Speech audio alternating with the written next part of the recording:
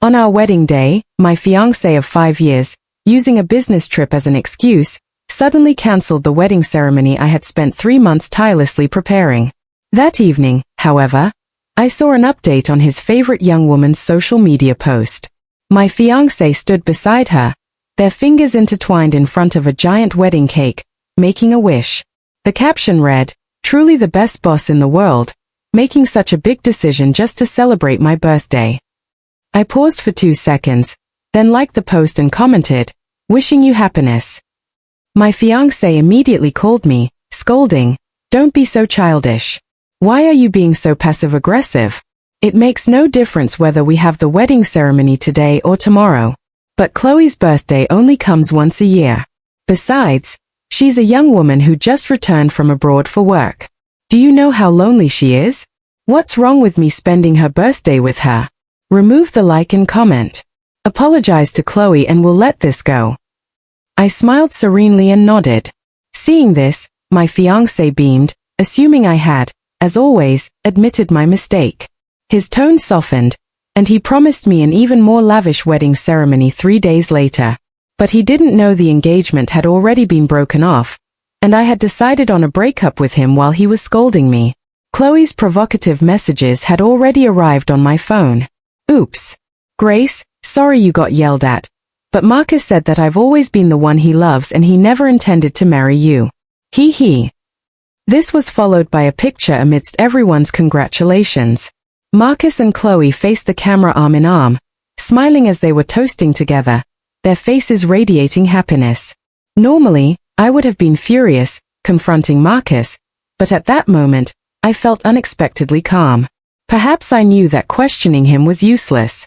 Several times before, when I had shown him Chloe's provocations, Marcus always found excuses for her, even mocking me for being narrow-minded and getting angry over a few words.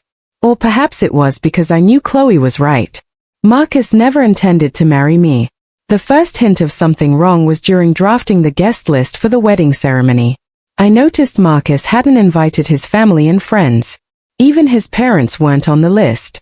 When I asked him, bewildered, Marcus claimed it was too far from his hometown. I suggested changing the wedding ceremony location, but he found it too troublesome, saying we could have another ceremony later. I believed him. But the day before the wedding ceremony, while everyone else was nervously busy with the rehearsal, Marcus, as the groom, was hiding in the lounge chatting with Chloe, a smile on his face. I sensed his reluctance, but I still hoped he might change for the sake of this wedding ceremony. Now that hope was shattered. I wasn't feeling sadness or pain inside, only regret that all my hard work over 3 months preparing for the wedding ceremony had ended up being all for nothing.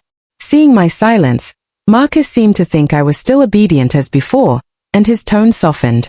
"All right, apologize to Chloe and I won't pursue this matter. Our wedding ceremony will proceed 3 days from now." "It's okay, Mr. Marcus. I've already forgiven Grace," Chloe chuckled. "No, your forgiveness is your business. But her apology is hers. They're not the same thing." After speaking, Marcus sighed helplessly. "You're so kind. You'll be easily taken advantage of later." His tone was so gentle, as if he were a completely different person from the Marcus who had just yelled at me. Listening to the two of them acting in concert, I sneered, too annoyed to listen further, and hung up the phone call. His phone call didn't ring back for another half an hour. I had already braced myself for it. I rarely got angry, but once before, when I hung up on him in anger, he didn't contact me until the next day when I finally couldn't help but ask him why. He simply shrugged it off, laughing that he thought my phone had died once during an argument. I confronted him, and he sneered, telling me the truth. "You can't control your emotions and get angry. Why should I be the one to comfort you?" At that moment, I felt as if a bucket of ice water had been poured over me, the chills seeping into my bones. He claimed he didn't like to comfort people. Yet, when Chloe got angry and hung up on him, he would call her back a dozen times if she still didn't answer. He would even go to Chloe's apartment late at night to ensure her safety. Even when Chloe angrily locked him out, he could still smile and coax her. He knew perfectly well how easy I was to appease. Whenever he made me angry, a single comforting word from him would soothe my deepest hurt, and he also knew full well how terrible Chloe's temper was. When he suffered from severe depression, I stayed by his side, doing everything I could to help him recover. In the end, it was he who, with tear-filled eyes, told me he loved me, openly confessed his feelings, and said he wanted to spend his life with me. I thought we would make it to the end, but I never expected that after Chloe appeared, I would lose everything. He said he would never forgive Chloe. Yet the moment Chloe returned from abroad, he used work as an excuse to pick her up from the airport. He said he just wanted to fulfill past regrets. But for a period afterward, he frequently met Chloe for dinner and movies. He even traveled to Chloe's hometown to visit her parents and posted a vague social media post. He claimed he had a clear conscience, but that social media post was specifically blocked from me. If one of my friends hadn't seen it, I would probably never have known. We had the fiercest argument of our entire relationship. In the end, I was going to break up with him to let him be happy. But to my surprise, he suddenly proposed to me. He knelt on one knee, his words sincere. The flickering candlelight was dazzling. Ultimately, I couldn't bring myself to give up 5 years of our relationship and chose to give him one last chance. Now, I was utterly disappointed in him. Opening my phone, I saw friends in our group chat asking when I would reschedule the wedding ceremony. It's not happening. The wedding ceremony is cancelled. After a long deliberation, I sent the message, apologized to everyone, and prepared to return the cash gifts for the wedding one by one. However, when I entered my password, my debit card suddenly displayed insufficient balance. Yet yesterday, 1 million had been deposited into this card. Money I had prepared in advance as backup for the wedding ceremony and also my personal funds set aside for the wedding I intended to give to Marcus. I quickly understood where the money had gone. Half an hour ago, Marcus had specifically gone to a car dealership to buy Chloe a gift and ordered a luxury car worth over $1 million. Fortunately, the order showed that the payment procedure hadn't been fully completed. The money was still with a third party awaiting verification. I immediately contacted the bank to freeze the funds because the amount was substantial, and I could prove my identity as the cardholder. The money was successfully frozen within minutes. Almost immediately, Marcus called me. "Grace, did you freeze the funds? I used this money. It wasn't stolen. Call the bank and tell them to unfreeze it immediately. Hurry up. The car dealership staff are waiting," Marcus urged me, his tone self-righteous. I laughed, exasperated. "Marcus, do you remember that this money was for our wedding?" Marcus froze for a second, then realized, "I know you're still mad about postponing the wedding, right? Didn't I explain it to you? The wedding ceremony is just postponed, not cancelled. Besides, isn't this our shared money? Are you really going to quibble over this with me?" I had indeed told him he could freely use that money, but I never imagined he would spend it entirely on another woman. I was about to tell him that the wedding ceremony had been cancelled when a woman's voice chimed in from the side. "It's fine, Mr. Marcus. Don't get angry with Grace because of me. Since mine, then let's forget it. We won't get this car for now anyway. The deposit we just paid wasn't much." "How can that be? You paid over $20,000 for the deposit." Marcus' voice was full of concern. Then he softened his tone and said to me, "Grace, just consider this money a loan from you. I'll pay you back later, okay? A loan." I couldn't help but sneer. Over the years, after Marcus heard Chloe was struggling abroad, he sporadically sent her money, often tens of thousands at a time. Initially, he used his own money, but later, as Chloe asked for more and more, Marcus realized his money wasn't enough. So, he used my debit card. When I found out, he claimed he had borrowed it from me. Later, I discovered he had gradually borrowed over $1 million. Yet, he never mentioned paying it back until I changed the card's password. At this thought, an idea formed in my mind. I didn't answer him, but instead retorted, "Marcus, 3 months ago, you were so eager to get married. Was it for this money?" Marcus hesitated for half a second. "How could it be? Grace, you're overthinking." But after 5 years together, his evasive tone allowed me to immediately see through him. He was lying to me. Perhaps too many unexpected events had occurred, and the overwhelming continuous stimuli had surprisingly calmed me down. It was then that I belatedly realized that over the past few months, he hadn't cared at all about the wedding ceremony process or customs.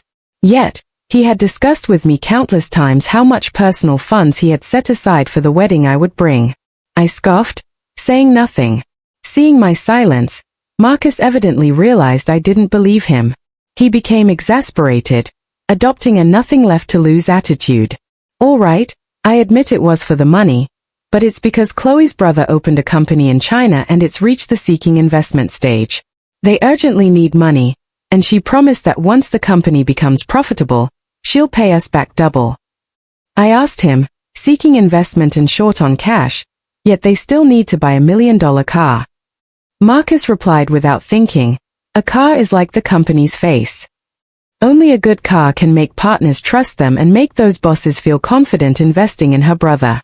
It was clearly a high-sounding lie, but anything Chloe said, he believed implicitly, and he would even suspect I was jealous and deliberately slandering Chloe. Since that was the case, I didn't bother to explain further. I said calmly, the money is in my hands. I don't intend to lend it. If she wants it, she needs to find a way herself. Before I could finish, Marcus exploded. It's just a bit of money, Grace. Why are you so stingy? Your annual salary is so high. Wouldn't it be good to take a portion out as an investment? Or do you not trust me in your heart? Am I really less important than money? This was his trump card. Whenever he couldn't win an argument with me, he acted unreasonably. But this time, I didn't argue or emphasize his importance to me. I just nodded.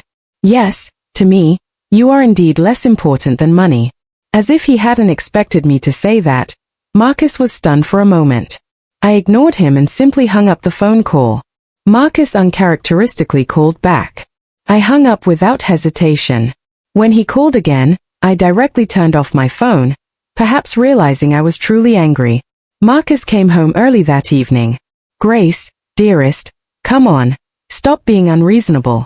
Chloe also feels bad. She even specifically asked me to buy you a gift.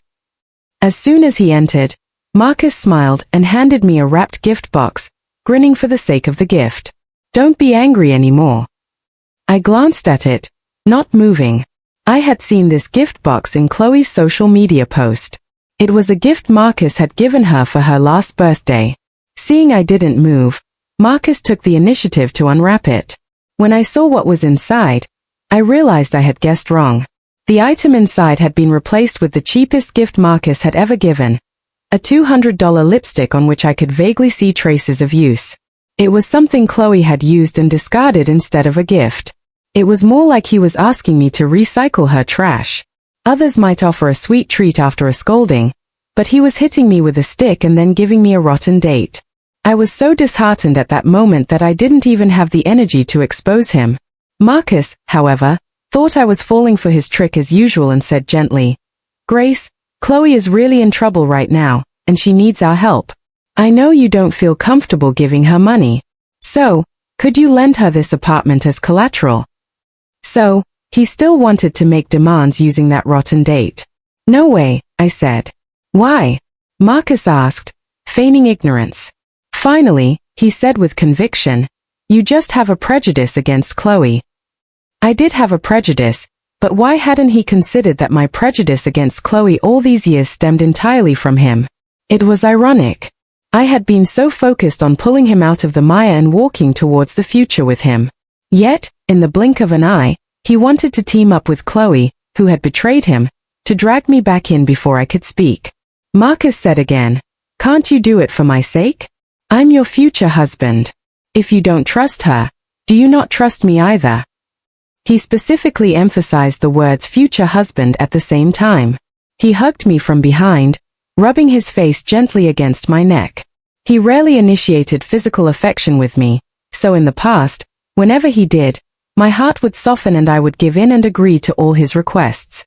But now, realizing he wasn't doing it out of love, but to help another woman achieve her goal, I felt nothing but disgust. I pushed him away without hesitation. Perhaps not expecting me to resort to physical action, Marcus stumbled back a few steps, then completely lost his temper. He pointed at me, his thin lips trembling with anger. Fine, Grace. You'll see. Marcus slammed the door shut, making the wall vibrate violently. I soon understood what Marcus meant by "you'll see." That night, Marcus sent me a video of him and Chloe drinking at a bar to provoke me, and warned me that if I insisted on being stubborn this time, he would break up with me and be with Chloe. In the past, this tactic had always worked on him. He believed I wouldn't bear to let go of our 5-year relationship. But he didn't know that I was only grateful to him once for saving my life. And that was why I wanted to love him and protect him better.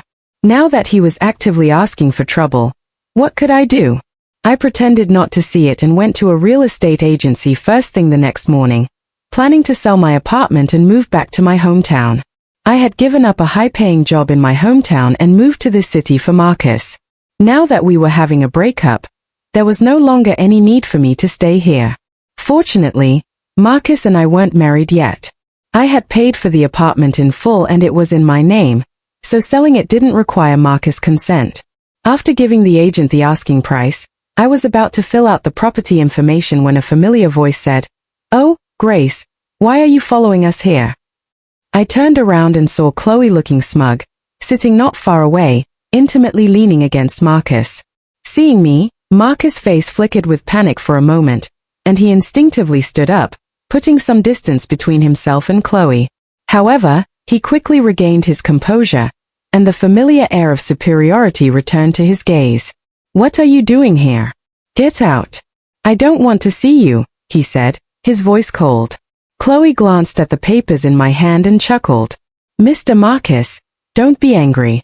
Grace is still holding the apartment sale commission form, so she must be trying to raise money to apologize to you." With that one sentence, Marcus's anger vanished without a trace. He stood up and scoffed. "Apologizing now? Where were you before? Don't think I'll forgive you so easily." Despite his words, he walked over to me and took the apartment sale commission form I had just filled out, his body movements betraying his words. I realized he had misunderstood just as I was about to explain. Marcus's face darkened. "Grace, why is the selling price of the apartment so low? Don't you know the local property values?" I nodded. "I do, but I didn't want to stay here long and just wanted to sell the apartment quickly. So, I had deliberately set the price much lower." However, without waiting for me to explain, Marcus scolded first. "If you know, why did you list it so low? Did you make a mistake? When will you stop being so careless? Never mind. Give me the pen. I'll change it for you." As he reached for the pen, Chloe stopped him. "Mr. Marcus, I think Grace probably deliberately listed the price so low. Don't you remember? We urgently need money right now." Marcus suddenly understood. A hint of apology entered his gaze, but he still said coldly, "Considering your good intentions, I'll forgive you. Fortunately, the office Chloe and I just saw isn't very expensive. This apartment can cover 5 years of rent, and there'll still be enough left over for us to rent a decent apartment." "Mr. Marcus, that's not right," Chloe said, feigning annoyance. "You and Grace are lending us money. How can we let you rent an apartment?" "Don't worry, I'll take care of the place for you and Grace to live," Marcus replied, looking at her with admiration. It was as if he had completely forgotten his intention to use my apartment for Chloe. He then lectured me. "Grace, when will you learn from Chloe and be more sensible? Just transfer the money from the apartment sale directly to Chloe's debit card. It'll save on transfer fees." As he spoke, he skillfully filled in Chloe's debit card number in the bank account information section of the commission form. After completing the details, he handed the form to me. I didn't move. "What are you still standing there for?" Marcus said, displeased. "Sina is asking me to sign an IOU." Chloe chuckled, "Otherwise, I'll sign one." "No need to sign." Marcus immediately stopped her. "What kind of relationship do we have? How can I let a young woman like you sign an IOU? Don't worry, I trust you." "Mr. Marcus trusts me, but Grace might not," Chloe said. "Grace is marrying me soon, so if I trust you, doesn't that mean she trusts you, too?" Marcus said with a smile, handing over the newly signed commission form with Chloe's debit card number written on it. This time, I took it. A flicker of triumph crossed Chloe's eyes. She sneered, "Mr. Marcus, Grace truly loves you." Marcus, however, seemed oblivious to her sarcasm. He raised his chin and draped his arm over my shoulder. Of course, just think about our relationship before he could finish. To his astonishment, I raised my hand and tore the commission form in half. "There's no relationship anymore, Marcus. We've had a breakup." "Breakup? What do you mean by that?" Marcus stood frozen in place, looking at me with a bewildered expression.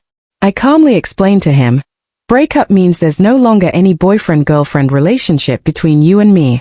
Regarding my personal interests and assets, such as this apartment, you have no right to interfere. In fact, if I insist, I can even reclaim all the money you took from me without my consent." "Enough, Grace. I'm not joking with you." Before I could finish, Marcus interrupted me, a hint of impatience in his expression. Clearly, he didn't believe I was serious about the breakup. It was true. Marcus had done worse things before. When I was critically ill in the hospital and desperately needed money, he sent the money to Chloe to buy her designer bags, causing me to be discharged from the hospital. Even then, I didn't suggest a breakup. Instead, I patiently comforted him. And after he calmed down, I dragged my sick body out to borrow money myself. He knew deep down that I was more important than money, but he didn't know that love was also important, more important than him. He once loved me, which was why I repeatedly allowed him to wear me down. Now that his love had shifted to another woman, I would no longer deceive myself. "I'm not joking either," I replied calmly. "Since you like Chloe, I'll let you be together." "Are you misunderstanding something?" "Chloe and I are just friends," Marcus said anxiously, trying to explain as he always did.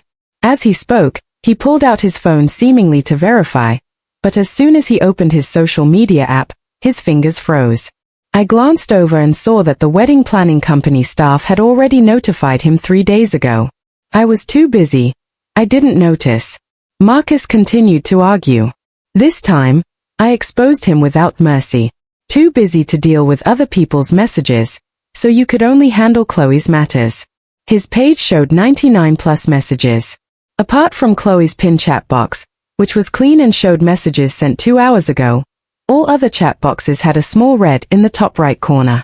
Even the message I sent him 3 days ago remained unread. Who was important to him and who wasn't? It was crystal clear.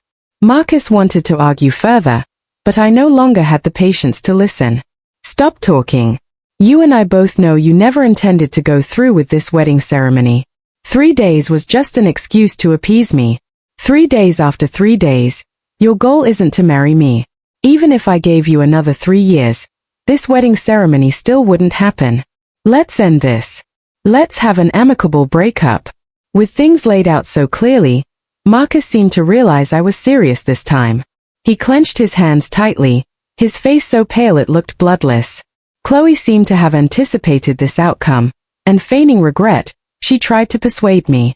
"How can you break up after all this time? Such deep feelings.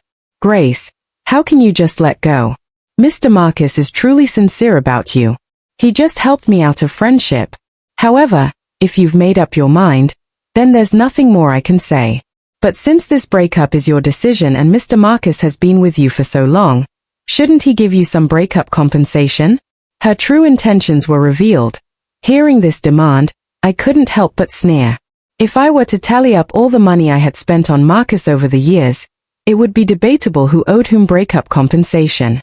I expected Marcus to agree with her. But the next second, he angrily snapped, his face twisted. "Chloe, shut up. What breakup compensation? A breakup involves 2 people, and I don't agree. We are not breaking up." Marcus looked at me, his eyes raging. Normally, Marcus was always gentle and soft-spoken with Chloe, never saying a harsh word while often finding fault with me. At that moment, his attitude towards Chloe and me was completely reversed. Not only me, but even Chloe was taken aback, looking bewildered. A reaction in a split second couldn't be faked. It was clear this wasn't something they had planned in advance. Grace, I know I made a mistake, but I never wanted to break up with you. Please, let's not break up, okay? Marcus' eyes were red, and his tone became humble as he spoke to me. We've come so far with such difficulty.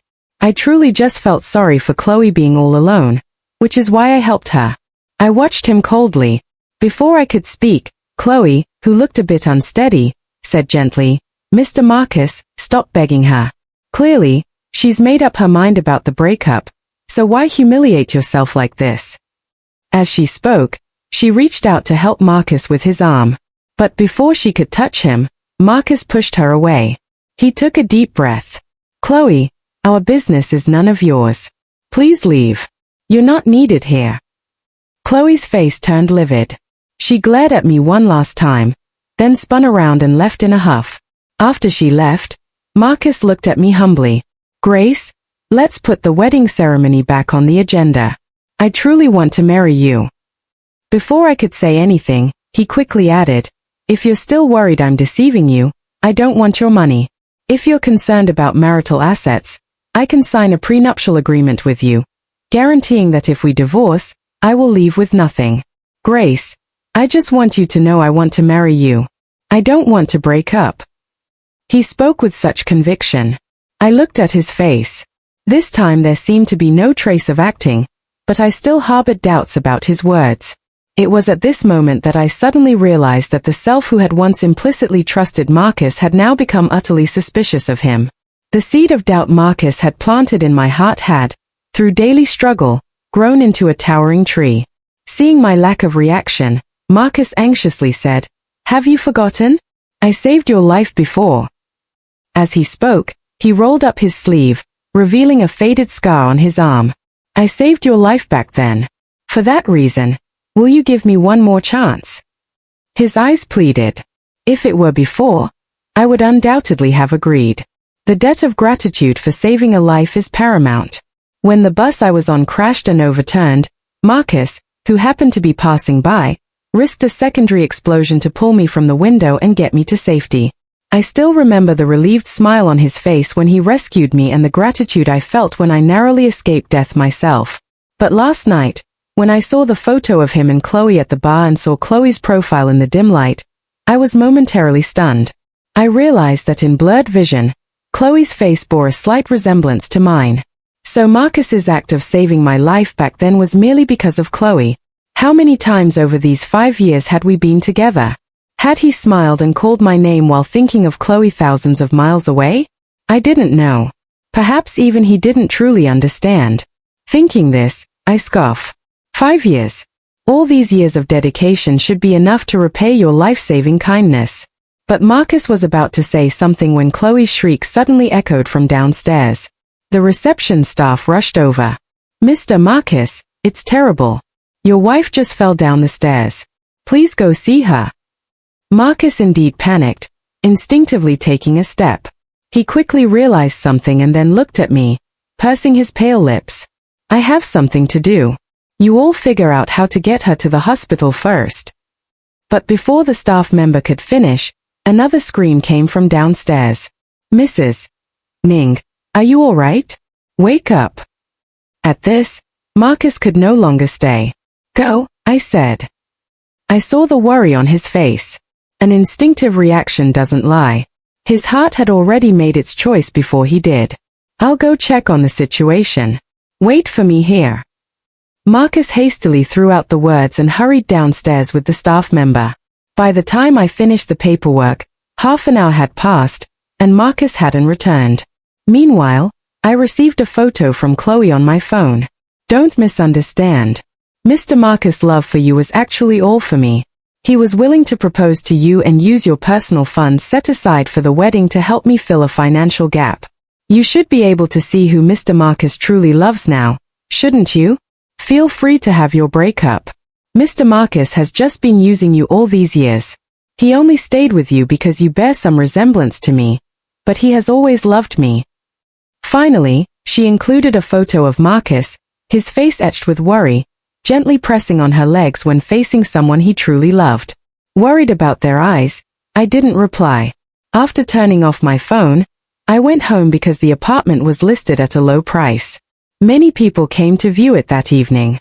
Figuring Marcus would be with Chloe tonight and wouldn't be back, I simply packed my belongings, intending to send Marcus a message to come back tomorrow and pack his things. However, before I could finish the message, the doorbell suddenly rang. Thinking it was a potential buyer, I didn't give it much thought and walked over to open the door, only to find a pale-faced Marcus standing there. I was somewhat surprised but quickly regained my composure and said, "You're here at a good time. I've listed the apartment with the agent for sale. Please organize your things and find a time to move out." "Are you really leaving?" Marcus asked. "What else?" With that, I turned and walked into the room. But after only 2 steps, Marcus suddenly rushed forward and hugged me from behind by the waist. His voice choked. "I'm sorry, Grace. I was wrong. I didn't know." It turns out he broke down sobbing halfway through his sentence. It was then I learned that he had inadvertently seen Chloe's phone at the hospital and also saw Chloe's provocations towards me during this time. It was her manipulative ploy that deceived me, making me believe you didn't love me. But only now do I realize that you were the one who truly loved me all along. But she's been lying to me all this time. She said, if I made you jealous and insecure, you would cherish me. I didn't move. I listened as he cried uncontrollably, admitting his mistakes and apologizing to me. I couldn't tell how sincere he was, but I waited silently for him to finish crying before calmly pulling his arm away and creating some distance between us. "If you're done crying, pack your things. I booked a flight back tonight, and time is tight." Marcus stared at me in shock, tears streaming down his pale face. I knew what he was thinking. Before, whenever he was upset, I would always comfort him. But now I was indifferent, even turning back to the room and continuing to pack my things as if nothing had happened. After a while, he couldn't hold back any longer and quickly walked toward me. He snatched the items from my hand, threw them to the ground, and became almost hysterical. "Grace, why? I admit I neglected you, but I never did anything to betray you. I already know the truth, and I'm going to talk things out with Chloe and cut ties with her. I've also apologized to you, so why can't you forgive me? What do you want me to do?" Mid-sentence, his gaze froze. He slowly bent down to pick up the notebook that had fallen to the ground. I instinctively tried to grab it, but it was too late. Marcus opened it, his face pale. The notebook pages were divided in 2. My preferences were on the left, and Chloe's preferences were on the right. Next to them were notes about all the preferences and beloved items of mine that Marcus had previously gotten wrong. Marcus often used to get things about me wrong. For example, I'm allergic to nuts and my favorite fruit is mango. But Marcus could never remember. When I got upset, he would coax me, saying he simply remembered too many things and got confused. I never suspected anything before. It wasn't until later, when I compared it with Chloe's preferences, that I realized Marcus had always remembered Chloe's details perfectly and without error. His obsession with Chloe had deeply ingrained itself in him, seeing that he had already seen it. I didn't stop him anymore. I said calmly, "For years, I constantly tried to persuade myself to give you chances, doing everything I could to win your heart back. But later, I realized it was useless. Chloe had become your obsession. As long as you live, it'll never be able to replace her in your heart. Do you remember when you two broke up back then? She already deceived you once. She took all your money at that time before you could answer. I said you wouldn't remember. I only found out about it later. You never told me because you loved her, so you were willing to give her everything. Your anger was because she abandoned you, not because she stole your money. That's why, when she later told you she needed funds, you still helped her without hesitation. Likewise, even if you're angry now because she deceived you, you've forgotten that she's lied to you more than once or twice. Your protectiveness and tolerance for her are as natural as breathing and drinking water. Marcus, I'm tired. I no longer want to play these fickle games with you." After saying this, I picked up my packed suitcase without another glance at him, frozen in place. I walked straight out the door. This time, Marcus truly didn't stop me. And this time, he predictably forgave Chloe's provocations towards me again. Not long after I returned home, I heard the news of Chloe and Marcus' wedding. Chloe posted an update on her social media. Only by letting go of the wrong person can you find the truly right one. Marcus liked her post, and as if to deliberately provoke me, he sent me a wedding invitation.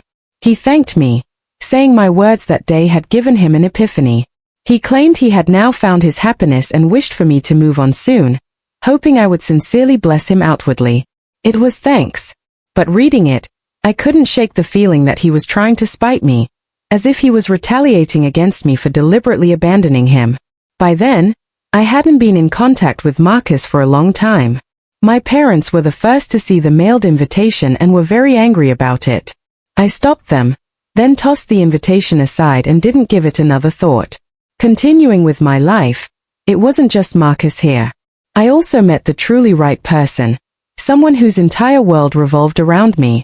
There was no life-saving debt of gratitude, no countless entanglements. We just walked together during a stroll one day, chatted for a bit, and found we were perfectly compatible. I no longer diverted my attention to Marcus. However, a year later, a mutual friend sent me a message informing me of something significant. After the wedding ceremony, Chloe took Marcus on their honeymoon. I don't know how she convinced him, but Marcus, swept up in the moment, took out a large loan in his name for Chloe. Then, on the very day the money was deposited, before their honeymoon had even ended, Chloe vanished without a trace, leaving Marcus not even a message. Marcus was devastated and immediately called the police. Later, the police found Chloe, who was fleeing on a private yacht. But before they could apprehend her, the private yacht had an accident, encountering rough seas and being swept into the ocean. The police dispatched forces and searched for a long time before finally locating Chloe's body. Unfortunately, while the person was found, the money couldn't be recovered. A large sum had been converted to cash and was lost at sea due to the rough waves. When Marcus was informed and rushed to the scene, he collapsed on the spot. Unable to utter a single word, he lost everything. My friend said Marcus cried uncontrollably that day. I imagine even Marcus himself didn't know what he was most heartbroken about. But none of that concerned me anymore. If he wanted to repeatedly plunge into the mire, then no one could save him at this time. I was also preparing for my wedding ceremony with Daniel. The wedding ceremony went very smoothly. We invited all our friends to witness it together at a luxury hotel. Before the wedding, I received another text message from Marcus. This time, it was just 7 short words. I'm sorry. Happy wedding. I smiled with relief. Thank you. After replying, I deleted and blocked his number. Amidst the cheerful confetti, those unpleasant, gradually blurring memories exploded into the air and vanished without a trace. Beneath the romantic rain of red rose petals, the groom slowly walked toward me. I stood at the other end of the red carpet, smiled slightly, stepped forward, and extended my hand, adorned with the diamond ring, toward him, a spring letter. May good dreams last forever. Thank you for watching this video. If you have any thoughts about this story, feel free to share them in the comments section.